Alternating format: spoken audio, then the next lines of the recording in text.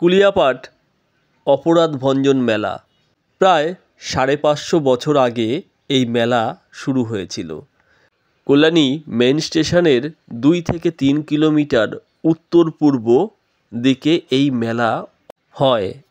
পৌষ মাসের কৃষ্ণ একাদশীতে এই মেলার সূচনা হয়। এই মন্দিরে গৌর নিতাইয়ের নিত্য পূজা হয়। পাশে ঘরে শিব এবং বজরংবলীর পুজো হয়। তাছাড়াও রয়েছে গৌর নিতাইয়ের সাথে রাধা মাধবের বিগ্রহ, যাতে প্রতিদিনই নিত্য পুজো সম্পূর্ণ হয়। এই অঞ্চলের একটি শিউলি গাছ আছে, যা বাঞ্ছা কল্পতরু নামে পরিচিত। এই মন্দিরের পাশ দিয়েই বয়ে চলেছিল একটা সময় যমুনা নদী, যা আজ কালের স্রোতে ধ্বংস হয়ে কুলিয়া বিলে পরিণত হয়েছে।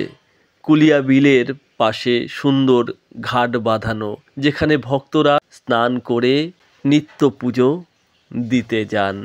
মহাপ্রভুর কৃপায় অপরাধ ভঞ্জন হয়েছিল দেবানন্দ ও চাপাল গোপাল।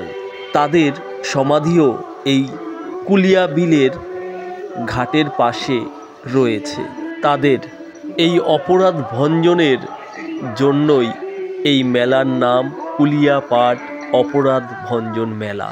কলকাতার পিঞ্জেরা পোল সোসাইটির তত্ত্বাবধানে এই মন্দিরের দেখাশোনা হয়।